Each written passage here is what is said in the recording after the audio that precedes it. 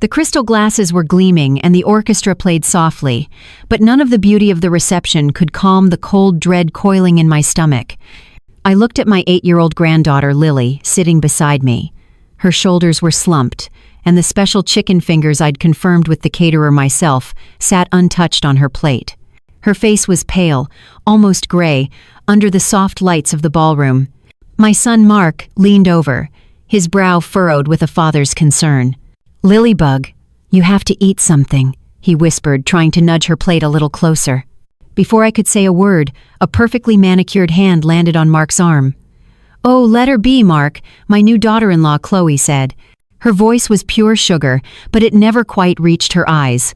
She flashed a smile so bright it could have been in a magazine. "She's just seeking attention." Seeking attention. The words hit me with the force of a physical blow. I looked from Chloe's flawless architectural smile to my granddaughter's genuinely frightened eyes, and I knew. This wasn't a tantrum. This was terror.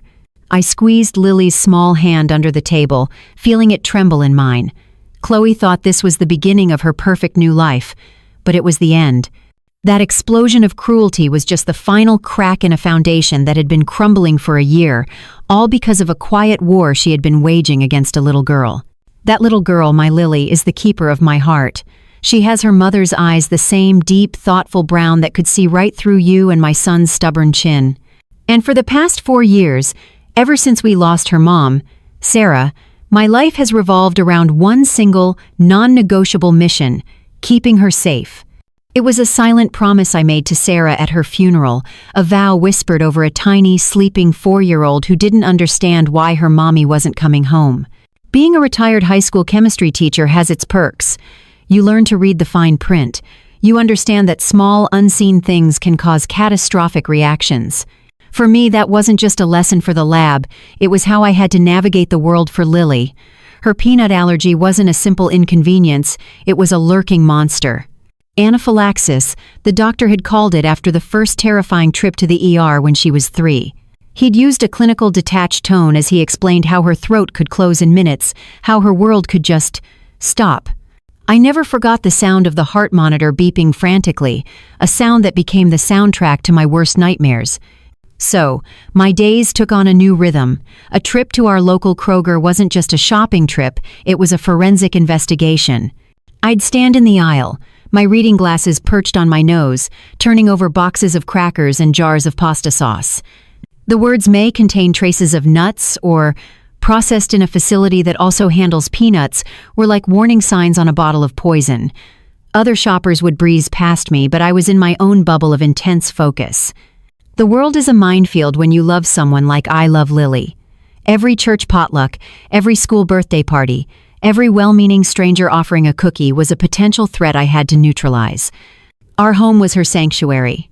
My son Mark, bless his heart, tried his best, but he was drowning in his own grief. He threw himself into his work, designing buildings that reached for the sky, maybe to get away from the crater Sarah's absence had left in our lives. So, I became the family's chief operations officer of safety.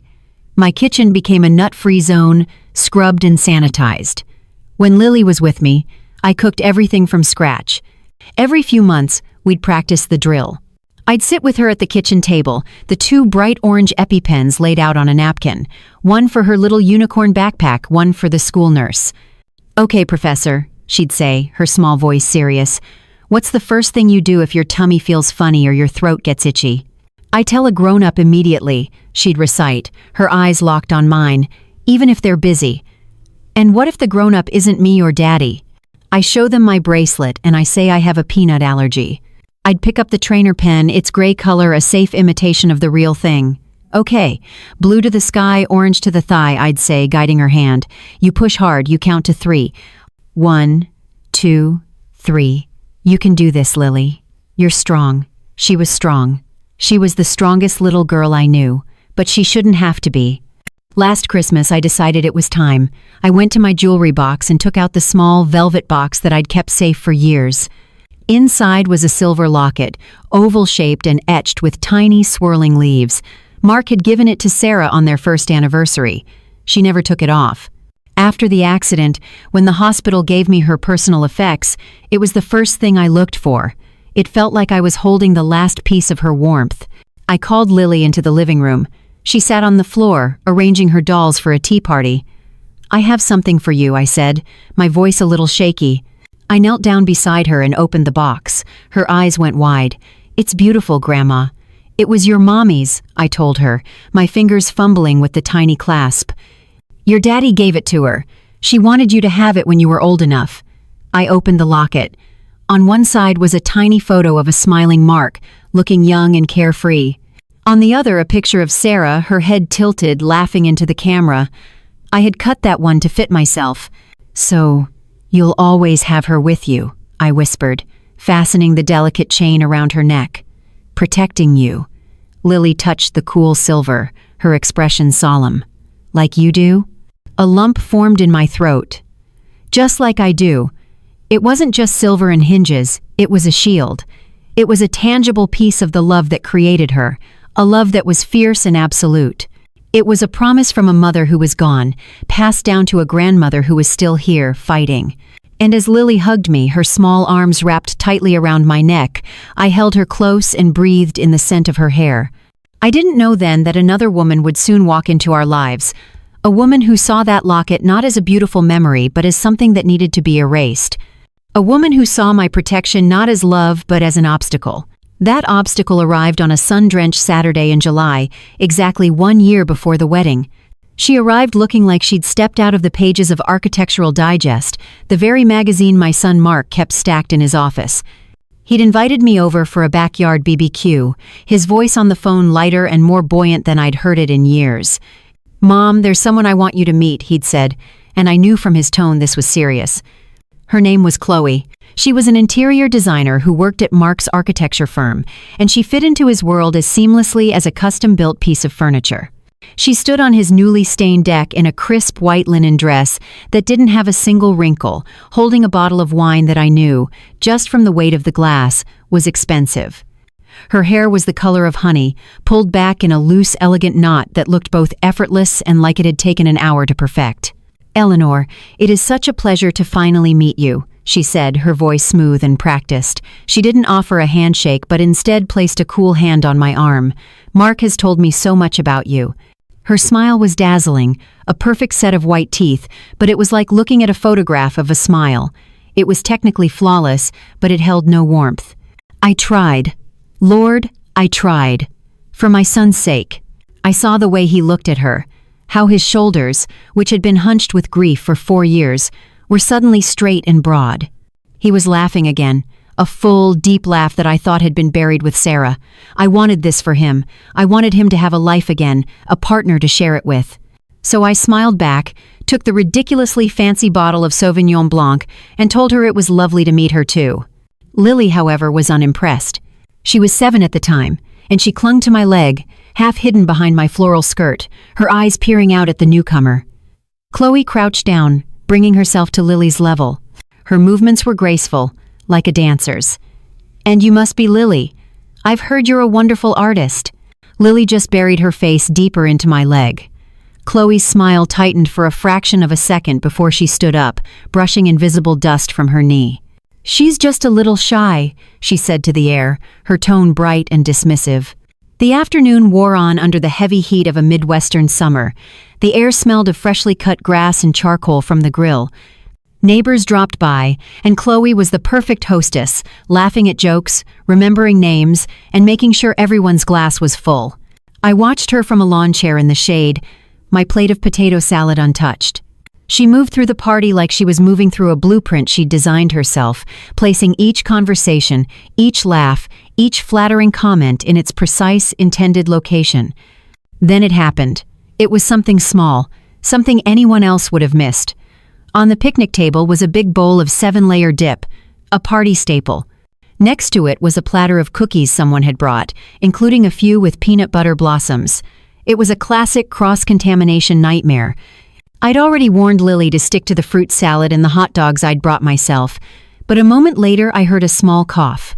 I turned to see Lily by the table, her face starting to flush. Her hand was covering her mouth. "Grandma," she croaked, her voice raspy. "My throat is spicy." My blood ran cold. I was at her side in an instant. I saw the culprit, a smear of dip on her cheek and a knife in the bowl that had clearly been used for something else. Mark rushed over, his face a panic. "What's wrong? What happened?" My focus was on Lily, but out of the corner of my eye, I saw Chloe's reaction. For one single, unguarded second, as the party's happy chatter died down, a look of pure, unadulterated annoyance flashed across her face. It was the look of a director whose scene had just been ruined by a clumsy extra. It was a look that said, "Not this, not now." It was there and then it was gone, replaced by a mask of wide-eyed, frantic concern. "Oh my God, Lily, are you all right?" she gasped, rushing to her side. But I had seen it. I had seen the truth behind the performance. I was already in motion, my years of training kicking in. "Mark, get her Benadryl from my purse, now." I spoke in a low, calm voice, wiping Lily's face and hands with a napkin. I checked her breathing, felt the skin on her neck. It was a minor reaction, thank God. The Benadryl would handle it. Chloe hovered, her hands fluttering uselessly. "Should we call 911? Oh, the poor thing, look at her." Her voice was pitched with theatrical panic, drawing the attention of every guest in the yard. She was performing the role of the caring stepmother-to-be, and she was doing it brilliantly. The other guests looked at her with sympathy. Mark looked at her with gratitude, his hand finding hers as he rushed back with the medicine. After I'd given Lily the dose and she was sitting quietly in my lap, her breathing evening out, I watched Chloe. She was retelling the story to a neighbor, her hand on her heart. "It was just so terrifying," she was saying. "You feel so helpless, you know." I sat there, stroking my granddaughter's hair, the silver locket resting against her chest. And I felt a chill that had nothing to do with the setting Sunday. Mark was happy. Everyone thought Chloe was a saint. But I knew what I had seen. I had seen a flicker of something cold and hard behind the perfect architectural facade. And I knew, with a certainty that settled deep in my bones, that this woman wasn't just an obstacle. She was a danger. I just didn't know how much of a danger she could be. It turns out, the first measure of that danger wasn't a grand dramatic act, but something quiet and insidious. It began a few months later, when Chloe officially moved in.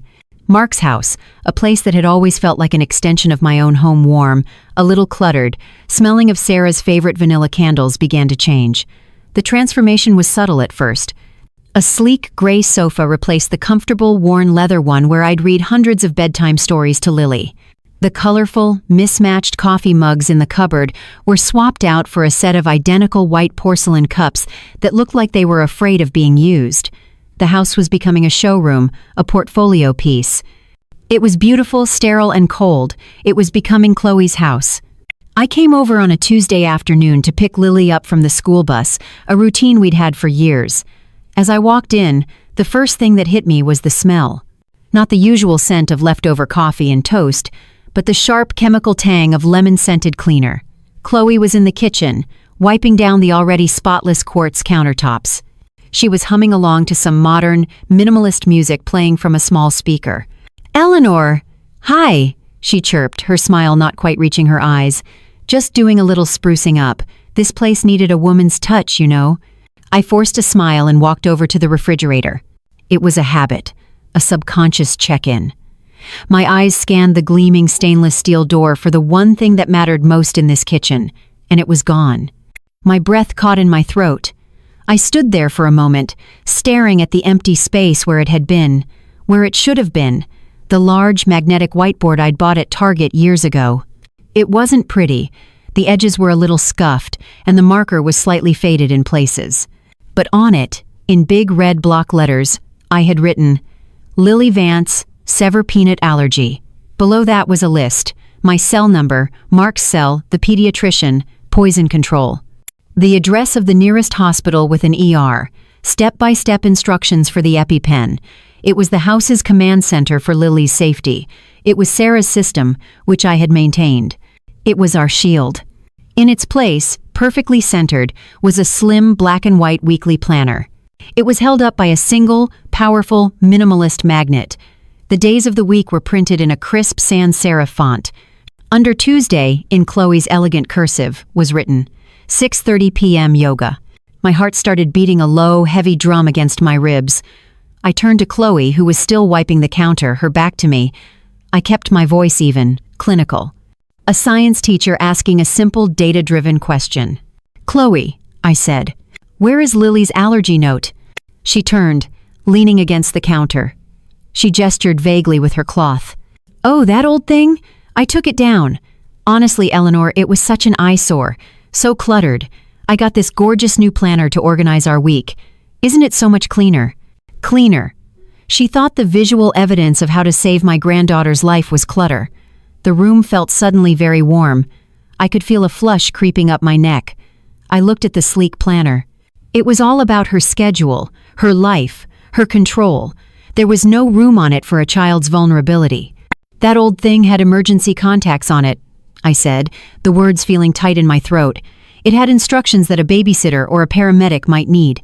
She finally dropped the smile and let out a little sigh, the kind one gives to a particularly slow student. "Eleanor, don't be so dramatic. We all know about the allergy. Mark knows, I know.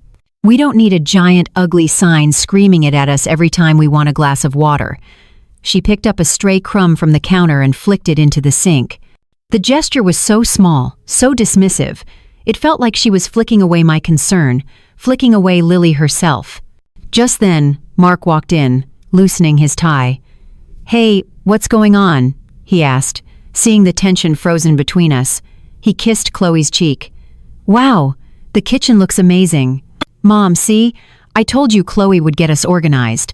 He was so desperate for this new shiny life to work, so desperate to believe in the perfect woman who was making everything beautiful and clean. I felt a pang of despair. He couldn't see it. He wouldn't see it. "Mark," I said, my voice low. She took down Lily's emergency note. He looked from me to Chloe, then back at the fridge. A flicker of discomfort crossed his face before he smoothed it over. "Mom, it's okay. Chloe and I talked about it. The fridge looked like a mess. We know what to do in an emergency. We don't need to live our lives like we're in a hospital waiting room." He'd used her words. Dramatic, cluttered, a hospital waiting room. She was already in his head, feeding him her version of reality. I stood there, outnumbered. My practical, life-saving sign had been deleted and replaced by an aesthetic. A child's safety had been sacrificed for style. I didn't say another word. I just nodded slowly, looking at the empty space on the refrigerator door. The first deletion was complete, and I knew with chilling certainty it wouldn't be the last. I was right. It wasn't the last. The next deletion was far more brutal, and it happened on a crisp autumn afternoon about a month before they announced their engagement. I pulled up to the curb in front of Mark's house, the old maple tree in the front yard showering the lawn in brilliant shades of red and gold. But the peaceful scene was shattered by the sight of a large white truck parked in the driveway. It wasn't a moving van. It was a donation truck from a local charity, its back ramp lowered like an open jaw, ready to swallow up the pieces of a life. On the porch, directing two men who were carrying out cardboard boxes, was Chloe. She had her hair pulled back in a sporty ponytail and was wearing expensive-looking yoga pants and a fleece vest. She looked energetic, efficient, and proud.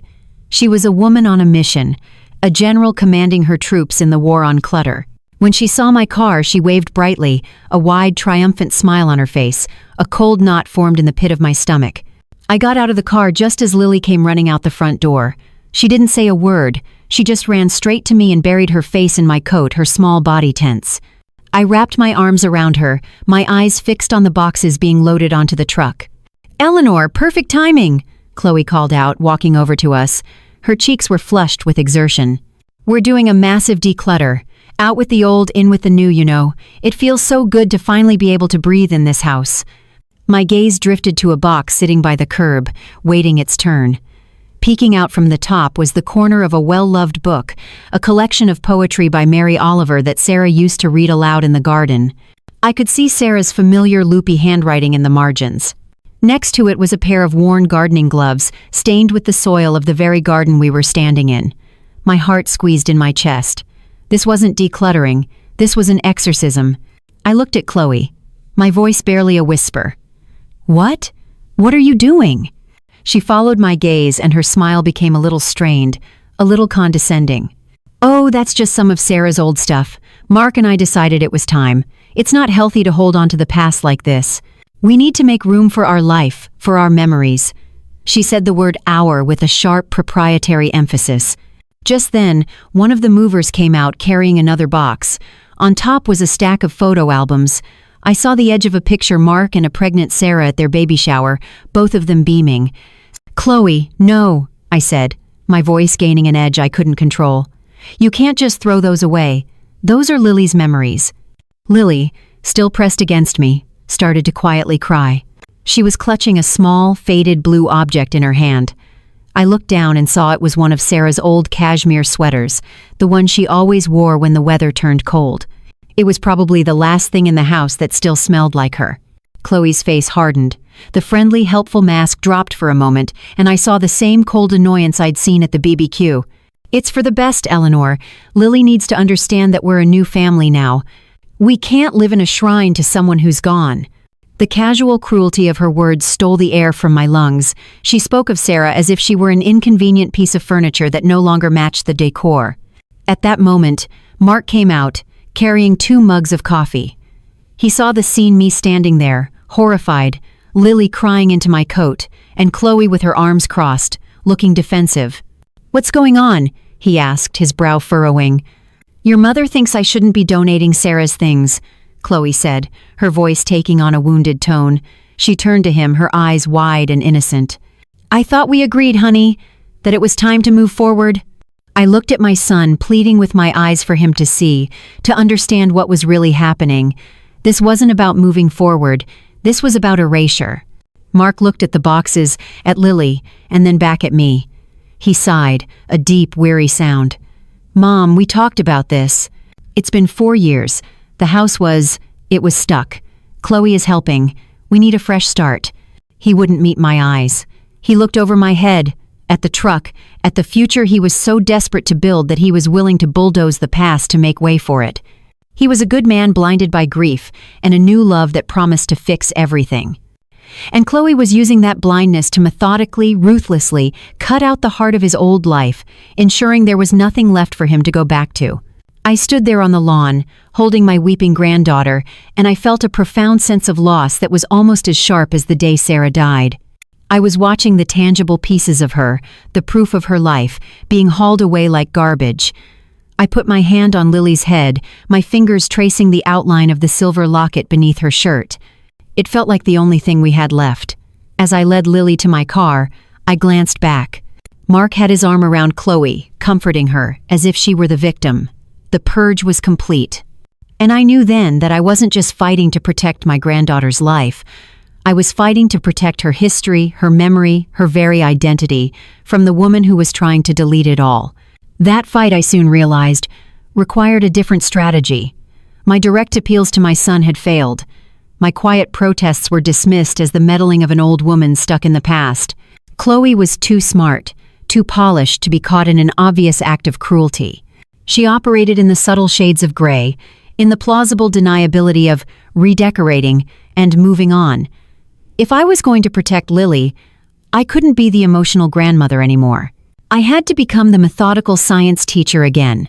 I had to observe, gather data, and wait for my hypothesis to be proven. I had to start a quiet hunt. The moment that hunt truly began was on a Saturday that felt aggressively normal. It was the first weekend of spring, and the 3 of us, Mark, Chloe, and I, had taken Lily on a trip to Costco. The place was a madhouse, a cathedral of consumerism buzzing with the energy of 1,000 families on a mission for bulk toilet paper and rotisserie chickens. The air was a chaotic mix of smells: pizza from the food court, new tires from the auto center, and the sweet scent of the samples of mini quiches a lady was handing out by the frozen foods. Mark and Lily went off in search of the giant tubs of animal crackers she loved, and Chloe wanted to look at a set of patio furniture she'd seen in their mailer. For a few minutes, I was left alone with the cart in the main aisle, a small island in a river of rushing shoppers. I was looking at a display of summer reading glasses when I heard Chloe's voice. It was coming from the next aisle over, the one with office supplies and printers. But it wasn't her usual public voice, the smooth, sugary one she used with Mark and me. This was different. It was sharp, clipped, and stripped of all warmth. It was the voice of a CEO closing a hostile takeover. She was on her phone. I couldn't see her through the towering shelves of paper towels, but her voice cut through the general din of the warehouse. "No, I already told him that," she said, her tone laced with impatience. There was a pause. "Listen, you're not hearing me. It's the only way to get a completely clean slate. We've gotten rid of almost everything else, but this is the final piece." My hands tightened on the cold metal handle of the shopping cart. My body went still. Who was she talking to? What was the final piece? Another pause, longer this time. I could hear the faint, tinny sound of the person on the other end of the line.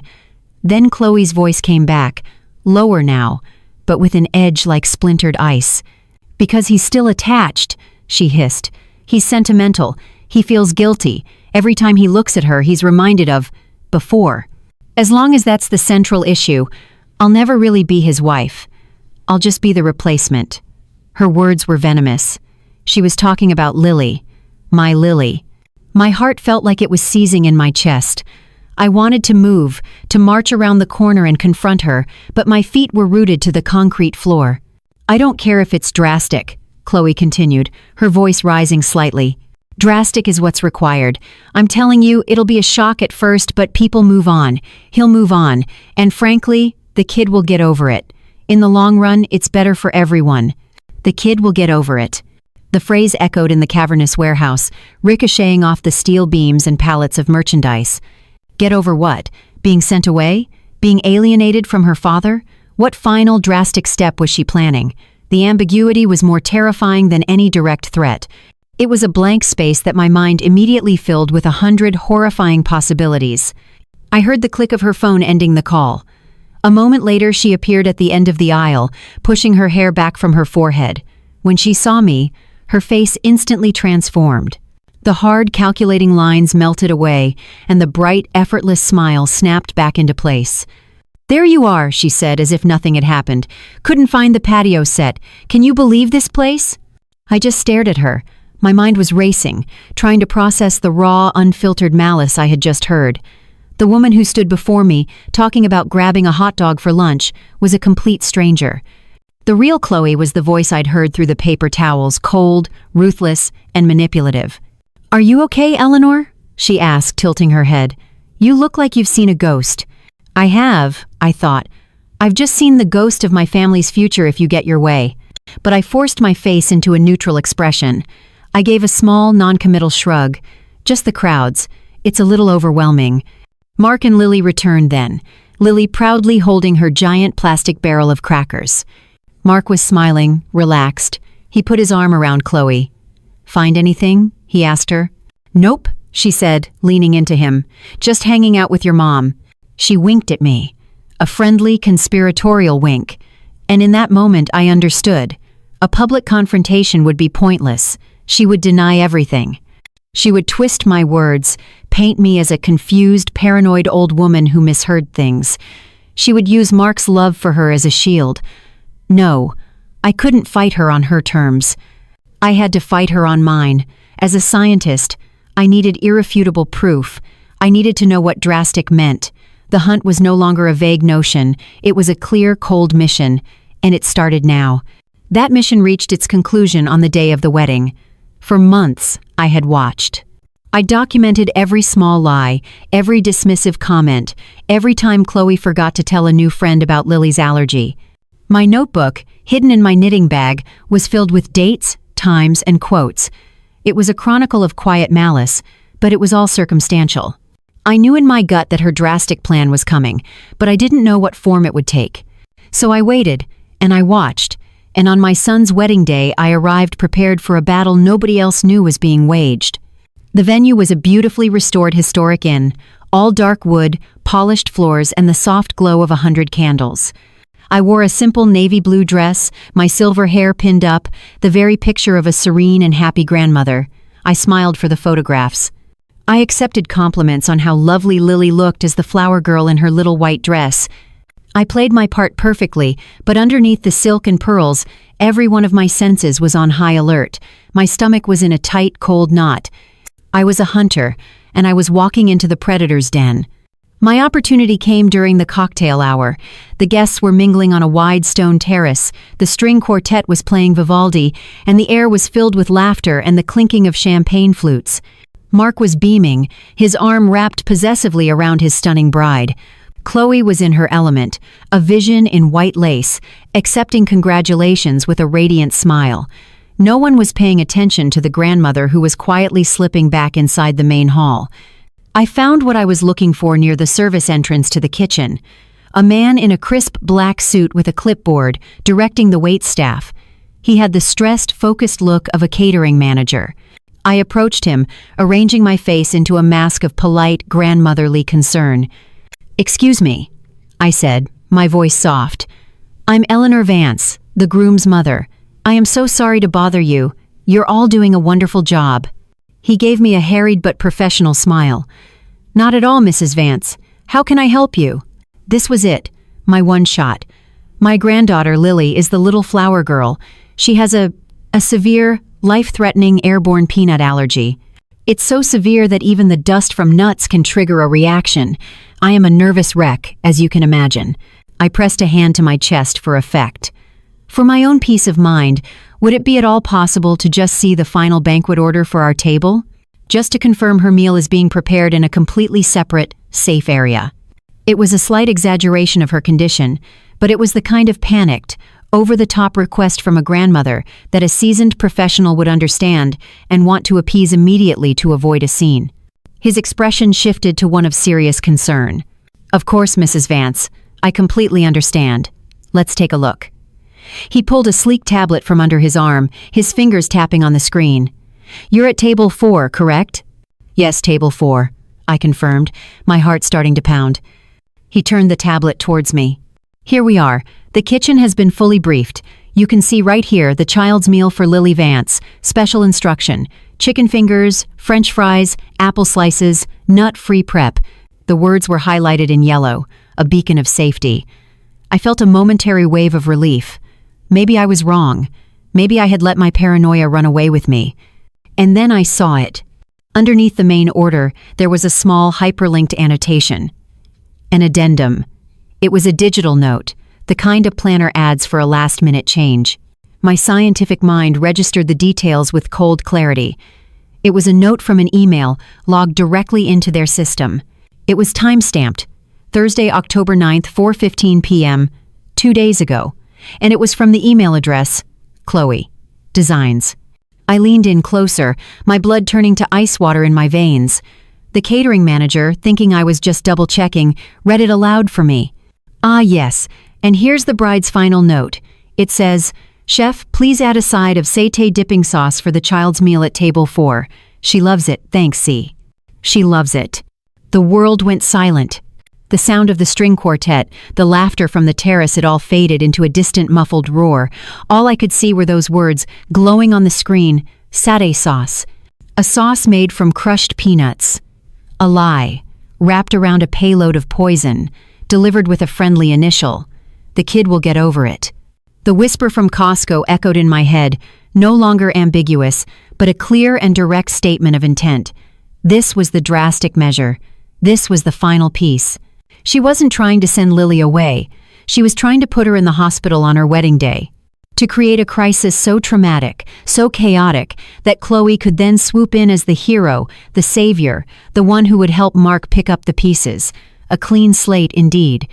I looked up at the manager, my face a calm, unreadable mask. "Thank you," I said, my voice steady, betraying none of the seismic shock that was running through me. "That's very helpful." I turned and walked away from him, my steps measured and even. The hunt was over. My worst hypothesis had been confirmed with irrefutable, time-stamped digital proof. I walked back toward the terrace, rejoining the party. I picked up a glass of ice water from a passing tray, the cold glass a comfort against my suddenly burning skin. I saw my son, laughing, oblivious, holding the hand of the woman who had just tried to kill his daughter. And in that moment, the worried grandmother disappeared forever. In her place stood a scientist who had just confirmed her results and was now ready to present her findings to the world. My findings. It sounded so clinical, so detached, for a plan that was born of pure, cold rage. But it was that detachment that I clung to as I walked back to my seat at table 4. My heart was a block of ice in my chest. There was no more fear, no more anxiety. There was only the quiet, humming certainty of a chemical reaction about to be initiated. I had my catalyst, my variable, and my expected outcome. The experiment was ready to begin. On the way, I intercepted the catering manager one last time. I put a hand on his arm, my grip surprisingly firm. He looked at me, his eyes questioning.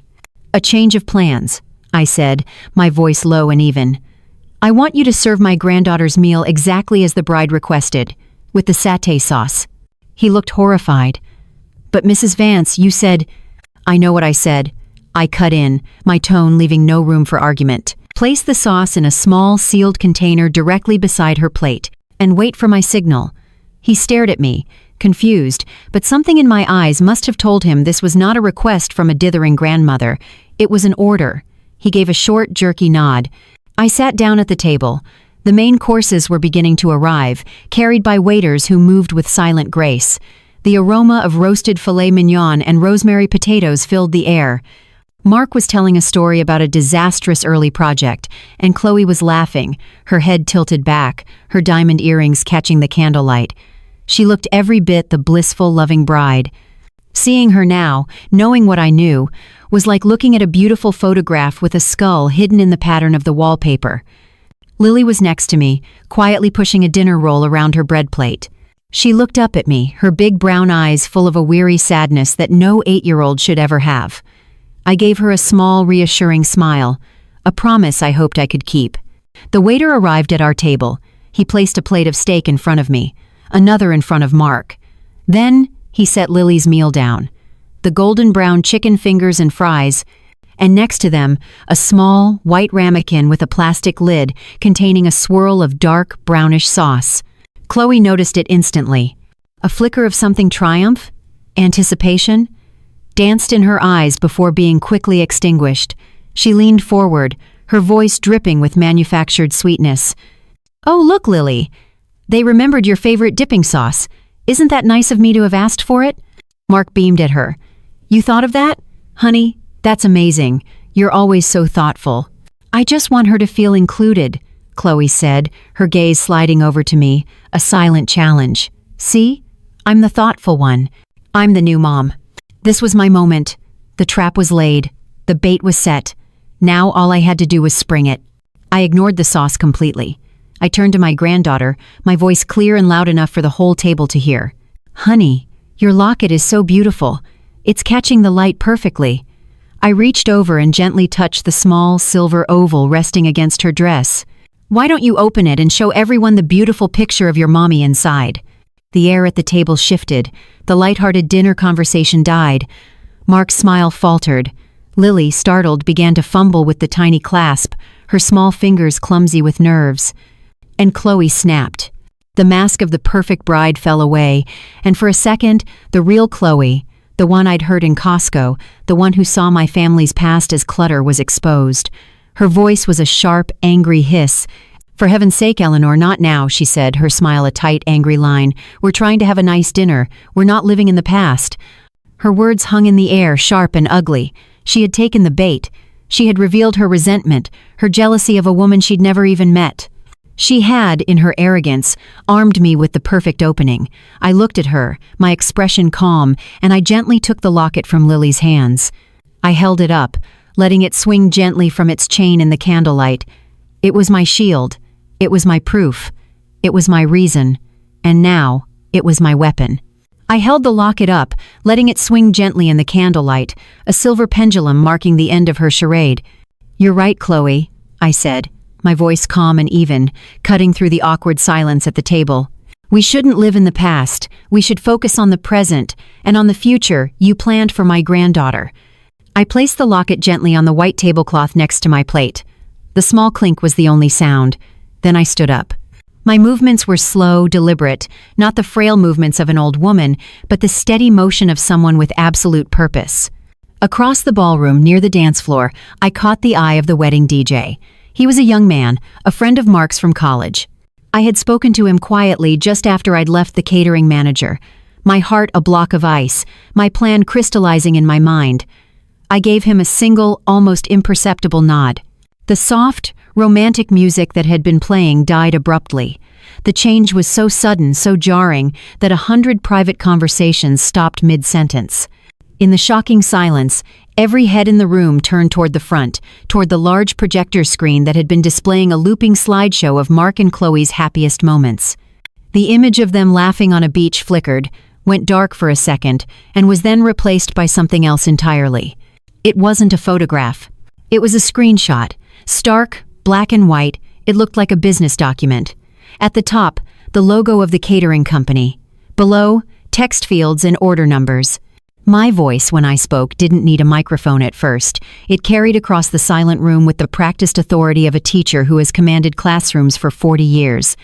Before the main course is served, I began, my gaze sweeping across the stunned faces. There's a small detail about the menu I feel everyone should be aware of. The DJ's assistant, a young woman in black, appeared at my side and handed me a wireless microphone. I took it, my hand perfectly steady. As many of you know, I continued, my voice now amplified, clear and resonant. My granddaughter Lily has a severe, life-threatening allergy to peanuts. I paused, letting the weight of that fact settle in the room. I saw looks of sympathy and concern on the faces of our friends and family. Mark was looking at me, his expression a mixture of confusion and dawning dread. Chloe was frozen, her face pale, a rictus of a smile still plastered on her lips. I gestured toward the screen with my free hand. The catering staff, who have been wonderful, were given explicit instructions for her meal at table 4. You can see it there, chicken fingers, nut-free prep. On the screen, a red circle appeared around those words, highlighting them for everyone to see. However, I said, and the word hung in the air, cold and sharp. A last-minute addition was made to the order, a special request from the bride herself, sent from her professional email account 2 days ago. The image on the screen zoomed in, focusing on the time-stamped note from Chloe. Designs. The red circle now moved to enclose her damning words. Please add a side of satay dipping sauce for the child's meal. I read aloud, my voice devoid of emotion. I let the words sink in before delivering the final, clinical fact. For anyone who may not know, the primary ingredient in satay sauce is crushed peanuts. A collective gasp swept through the ballroom. It was a physical thing, a wave of sound and shock. I saw Chloe leap to her feet, her face a mask of disbelief and rage. "This is absurd!" she shrieked, her voice cracking. "This is a lie. My email must have been hacked. Eleanor is a bitter old woman trying to ruin my wedding." But her denial was too quick, too shrill. The panic in her eyes betrayed her. I didn't even look at her. I looked at my son. Mark was staring at the screen, his face ashen. He looked at the words, at the email address, at the timestamp. I could see the gears turning in his architect's mind, the pieces of a horrifying structure snapping into place, the clutter on the fridge, the donated memories, the whispers he'd refused to hear. He was looking at the blueprint of his fiancée's soul, and it was a design for murder. I lowered the microphone. My work was done. The data had been presented. The truth was exposed, glowing 10 feet high in the center of the room, an undeniable digital monument to her malice. That glowing screen was a tombstone, and on it was carved the death of a lie. The only sound in the grand ballroom was the quiet hum of the projector fan. Chloe stood there, trapped in a spotlight of her own making, her white lace dress looking like a shroud. Her mouth opened and closed a few times, but no sound came out. The brilliant smile was gone, replaced by a slack-jawed horror. She looked like a statue that had just been cracked down the middle. The silence was finally broken not by a shout, but by 100 smaller sounds. The scraping of a chair leg on the polished wood floor. A man clearing his throat. A woman's whispered, "Oh my God." It was the sound of a party dying, of a beautiful illusion evaporating into thin, toxic air. People weren't just shocked, they were disgusted. They started to push their chairs back from their tables, not in a panic, but with a kind of grim finality. They were leaving. They were bearing witness, and now they were walking away from the wreckage. Chloe's parents, who had been sitting at the head table, rushed to her side. Her mother was trying to put an arm around her, but Chloe was rigid, her eyes locked on my son. She was looking for her shield, her defender. But Mark wasn't looking at her. He was still staring at the screen, at the irrefutable evidence. I watched him as he processed it all, his mind connecting the dots of the past year with horrifying speed.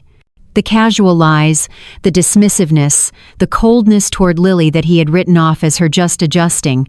It was all there, in black and white, a calculated plot against his own child. His face, which had been so full of joy an hour ago, was now a hollow mask of betrayal. He finally moved. He walked slowly, deliberately from our table toward his. He didn't rush. Each step seemed to take an eternity. The guests who were leaving paused to watch. He walked right past his new mother-in-law and stopped directly in front of Chloe. He was so close they were almost touching. He didn't raise his voice. When he spoke, it was a choked whisper, a sound so full of pain it was more devastating than any scream. "My daughter," he said, his voice cracking on the word. "You tried to kill my daughter." Chloe finally broke. A loud, ragged sob tore from her throat. "No, Mark, no, it's a misunderstanding. I would never— She's lying," she wailed, reaching for his hand. He flinched back from her touch as if she were on fire. He looked down at his own hand, at the new, gleaming gold band on his ring finger. For a moment he just stared at it, as if he couldn't comprehend what it meant. Then, with his other hand, he slowly, methodically worked the ring off his finger. It didn't slide off easily. He had to twist it over his knuckle, the effort a visible struggle. He didn't throw it. He didn't make a scene. He held the small gold circle in his palm for a second, then he reached forward and placed it gently on the table, right next to Chloe's untouched champagne flute. The small metallic clink was deafening in the silent room. It was the sound of an ending, a marriage, a future, a life built on a lie. All of it was over. That's when the hotel security arrived. 2 large men in dark suits appeared at the edge of the room. The catering manager must have called them. They moved quietly, professionally, toward the head table. One of them spoke to Chloe in a low voice, a polite but firm murmur I couldn't hear. She collapsed into hysterics then, her wails echoing in the cavernous room. "Mark, please, don't let them do this, please." But Mark didn't even look at her. He had turned his back and was walking toward me, his movements stiff like an old man. The security guards gently took Chloe by the arms. She didn't fight, she just sagged between them, a bride being escorted not to a honeymoon suite, but out of our lives forever. As they led her away, past the tables of half-eaten food and abandoned wine glasses, the last thing I saw was the single, perfect wedding ring gleaming on the table under the spotlight of her failure. The single, perfect wedding ring, gleaming on the table, was the last thing I saw before the world came rushing back in. The spell was broken. The grand ballroom was no longer a stage. It was just a big, empty room filled with the debris of a party that had ended in a car crash. Waitstaff moved silently, clearing plates of expensive food that had barely been touched. Half-full glasses of champagne were losing their bubbles.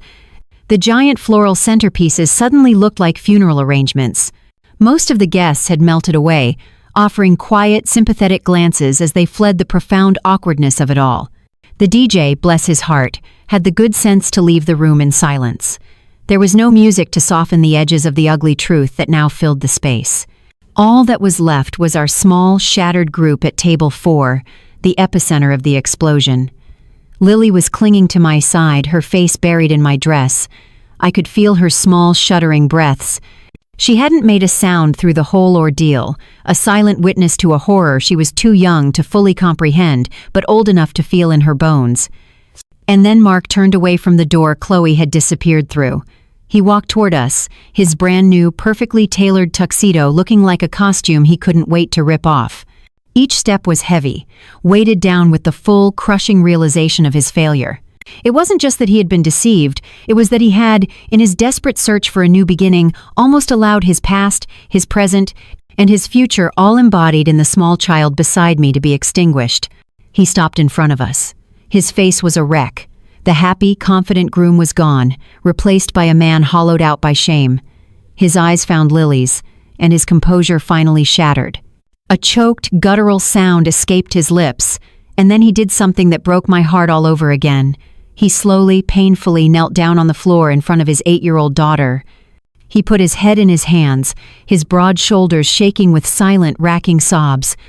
After a moment, he looked up, his eyes red and raw.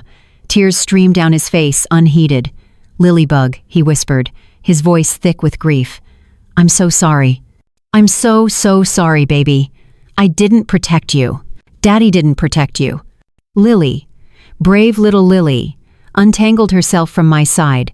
She stepped forward and put her small hand on his bent head, stroking his hair just as I had done for her 1,000 times when she was sad or scared.